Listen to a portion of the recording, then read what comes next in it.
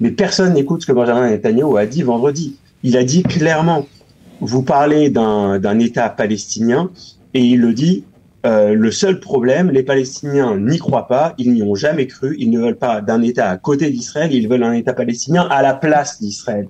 Benjamin Netanyahou dit ça vendredi. Et dans le plan, dans les 21 points qui sont publiés, il y a au final un espèce de roadmap pour la création d'un État palestinien.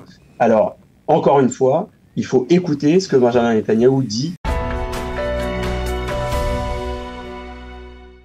Plaisir d'être en ligne avec Raphaël Amzalag. Raphaël, bonjour, Boker Tov.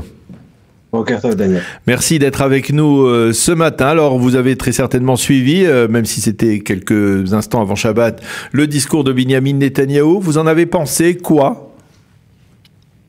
J'ai pensé que c'était un discours fort, juste, courageux, qui a adressé, j'allais dire, les 5 grandes thématiques avec lesquelles on fait face en ce moment. C'est-à-dire essentiellement la guerre dans la bande de Gaza, mais aussi, on va dire, la reconnaissance par certains pays d'un État palestinien, le dossier iranien, le dossier syrien, ce sont les points qui vous ont marqué? Moi, en fait, comme d'habitude avec Benjamin Netanyahou, c'était beaucoup plus large. C'est-à-dire qu'il débute son discours en disant « L'année dernière, au même moment, j'étais là et je vous ai parlé de l'axe du mal dirigé par l'Iran contre l'axe du bien qu'Israël mène. Et un an après, eh bien, on a livré la marchandise. Un an après, l'Iran a été blessé dans ses capacités de développer ses missiles balistiques et l'arme nucléaire. Les 3/4 du gouvernement des Yéménites Houthis, alliés de l'Iran, ont été détruits. Nasrallah n'est plus là. Le Hezbollah est en phase de désarmement. Le Hamas n'est que l'ombre de ce qu'il était. Et le régime d'Assad est tombé. Bref, l'axe du mal a complètement chuté, a complètement été détruit. Et donc, lorsque je vous ai promis l'année dernière d'être porteur du message d'espoir, je suis pas simplement un beau parleur, j'ai aussi réalisé.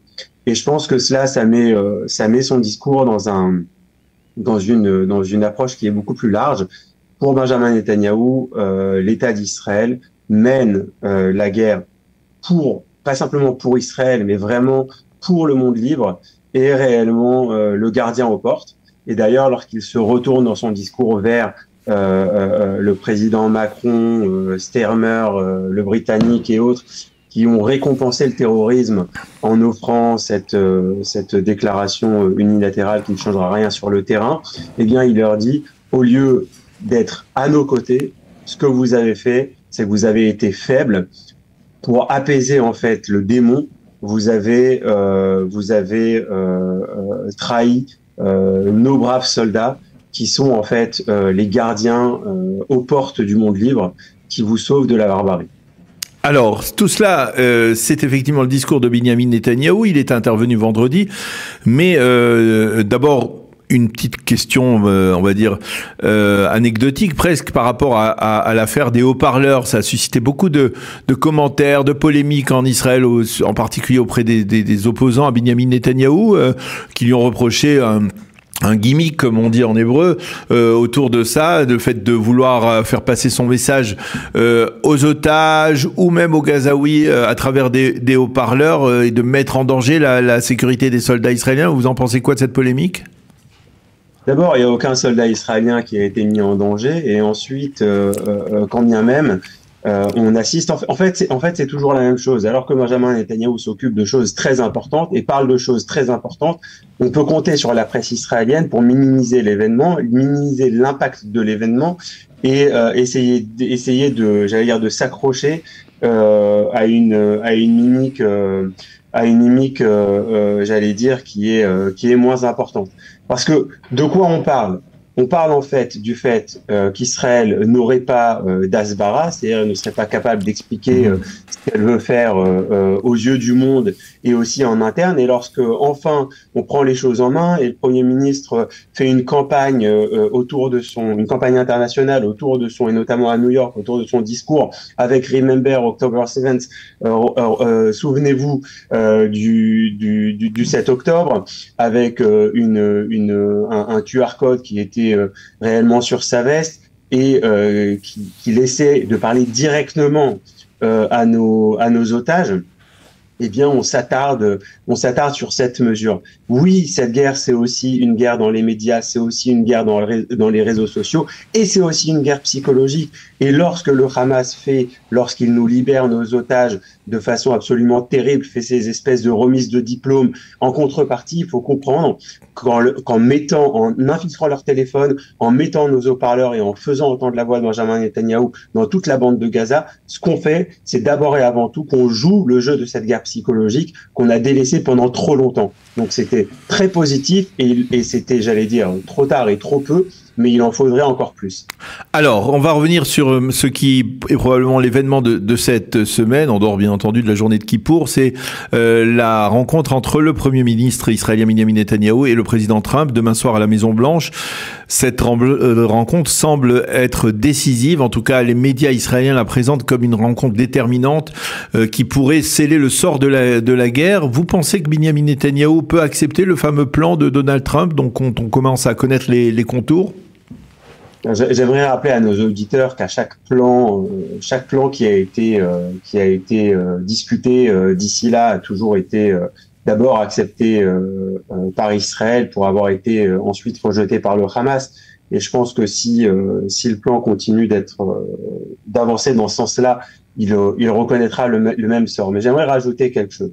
Benjamin Netanyahou, dans son discours, et c'est encore le problème, Daniel, c'est-à-dire qu'on a une polémique aujourd'hui dans la presse où maintenant c'est la frange droite qui attaque Benjamin Netanyahou sur le plan de Trump, mais personne n'écoute ce que Benjamin Netanyahou a dit vendredi. Il a dit clairement, vous parlez d'un État palestinien, et il le dit, le seul problème, les Palestiniens n'y croient pas, ils n'y ont jamais cru, ils ne veulent pas d'un État à côté d'Israël, ils veulent un État palestinien à la place d'Israël. Benjamin Netanyahou dit ça vendredi. Et dans le plan, dans les 21 points qui sont publiés, il y a au final un espèce de roadmap pour la création d'un État palestinien. Alors, encore une fois, il faut écouter ce que Benjamin Netanyahou dit. Il ne va pas rentrer dans un plan qui va laisser le Hamas aux commandes, qui va laisser l'autorité palestinienne, et il le dit dans son discours, près de 90% des Palestiniens ont soutenu l'attaque du 7 octobre en Judée-Samarie. Et il le dit, ils ont dansé sur les toits le 7 octobre, comme ils ont dansé sur les toits le 11 septembre, avec la chute des tours jumelles et ces horribles attentats aux États-Unis. Donc non, je ne pense pas que ce plan de Trump va être réalisé, qu'il va être réalisé à la lettre, et quand bien même il devrait être réalisé, on peut compter sur le Hamas pour bloquer sa réalisation. Aujourd'hui, on est arrivé dans la phase finale de ce conflit qui dit quelque chose de clair.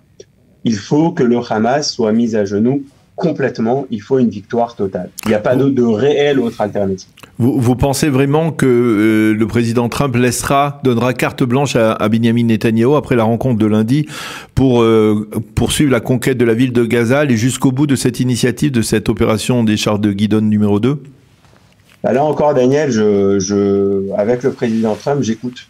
Et lorsqu'il était avec le président Macron qui sortait, j'allais dire, son fiel sur l'État d'Israël et sur la nécessité de reconnaître un État palestinien, en réponse dans une conférence de presse, le président Trump l'a arrêté et lui a dit « Je suis aux côtés d'Israël. J'ai été toute ma vie aux côtés d'Israël. » C'est avec cette phrase-là qu'il a coupé court, en fait, au développement de Macron. Ça veut dire quoi? Ça veut dire qu'il ne va pas permettre le développement de quelque chose qui va mettre en danger l'État d'Israël. Et tout le monde comprend. Et cette administration-là le comprend et le dit haut et fort. Laisser le Hamas en place, ça met en danger l'État d'Israël. Que l'État d'Israël ne gagne pas cette guerre, ça met en danger non seulement l'État d'Israël, mais aussi le monde libre. Donc je pense pas que le plan va être adapté tel quel.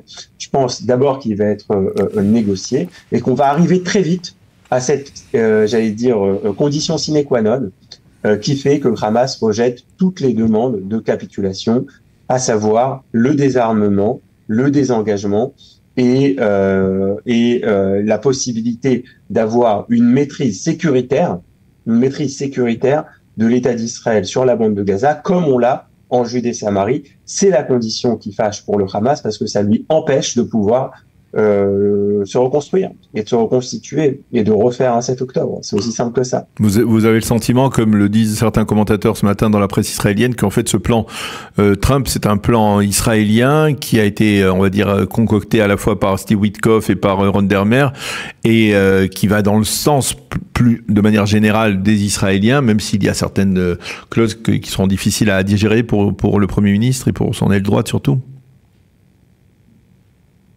On dit les choses et son contraire. C'est-à-dire qu'il y a certains, vous lisez la presse, la moitié dit Trump a trahi Netanyahou, il est en train de le mettre au piquet, il est en train de lui imposer quelque chose, comme on a. D'ailleurs, c'est marrant, on avait les mêmes grands titres quelques minutes avant que les B-22 aillent attaquer pour avec cette fameuse opération le site de les Fordo. centrales nucléaires, les sites nucléaires iraniens. Là, c'est la première partie. Et la deuxième partie dit, eh bien non, c'est l'opposé. C'est presque la nouvelle version des protocoles des sages de Sion. C'est-à-dire que c'est nous qui tirons les ficelles de toute l'administration américaine. Ils font exactement ce qu'on veut, exactement ce qu'on dit, quand on veut, quand on le dit. Moi, je pense, Daniel, que la situation, elle est beaucoup plus simple.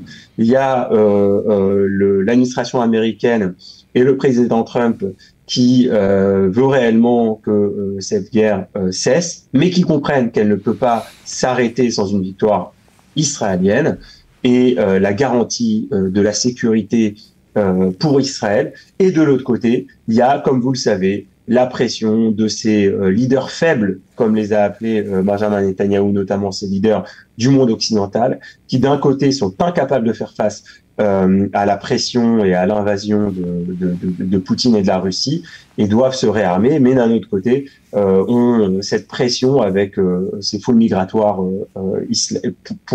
pour partie, en tout cas islamistes, ou en tout cas extrêmement hostiles à Israël et aux idées démocratiques qu'elle porte. Et je pense que dans ce conflit-là, Witkoff arrive, fait une proposition qui va être discutée. On va voir ce qui va en découler, mais je vous le dis et je vous le répète, souvenez-vous de tout ce qui a été raconté sur les dernières propositions et où ça nous a mené. Au final, on peut écouter ces leaders, on peut écouter le président Trump, on peut écouter le Premier ministre Netanyahou, qui disent toujours la même chose depuis le début de la guerre. Alors, je voudrais qu'on aborde avec vous un dernier sujet, puisque c'est vraiment l'actualité brûlante. Le gouvernement israélien devrait valider aujourd'hui la nomination de David Zini, du général David Zini, au poste de chef du Shin Bet. Je peux supposer légitimement que vous êtes assez satisfait de cette nomination, n'est-ce pas? C'est quelque chose de bien pour l'État d'Israël, cette nomination de David Zini? Bien évidemment, David Zini était un général qui a fait une carrière absolument remarquable. Mais moi, j'aimerais rappeler à nos auditeurs que David Zini a été nommé il me semble, il y a presque 5 mois.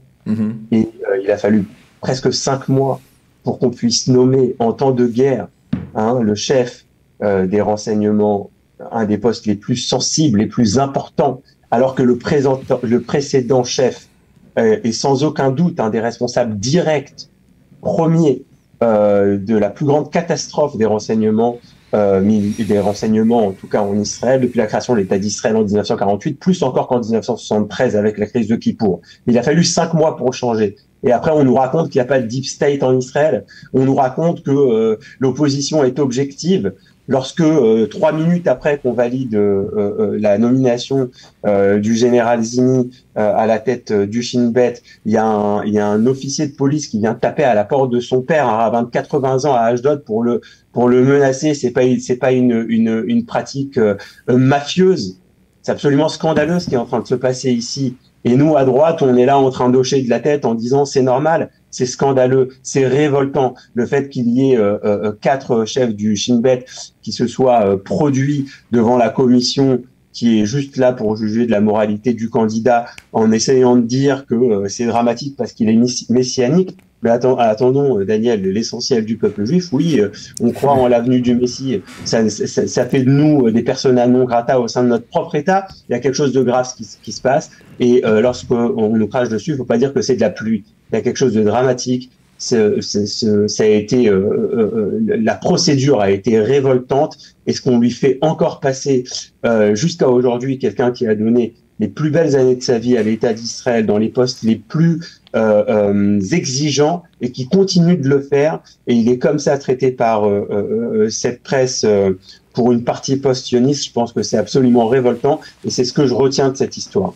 Pour le coup, je suis sûr qu'il continuera d'être professionnel et qui veillera à la sécurité de l'État d'Israël, comme il a fait dans tous ses postes précédents, depuis qu'il était simple soldat jusqu'à la table de l'état-major, et maintenant en tant que chef du Shin Bet. Il n'y a pas de débat là-dessus. Le débat, il est sur ce qui s'est passé et sur l'incapacité d'un gouvernement démocratiquement élu de faire valoir ses candidats et ses choix. Eh bien, on va rester là sur cette, on va dire, déclaration de soutien qui est aussi un coup de gueule de votre part concernant effectivement cette prolongation de la candidature de la procédure visant à nommer David Zini au poste de chef du Shin Bet. Merci beaucoup, Raphaël Hamzalek, d'avoir été avec nous ce matin. Bonne continuation, Shavua Tov et Gmar Chatima Tova. À bientôt. Gmar Chatima Tova.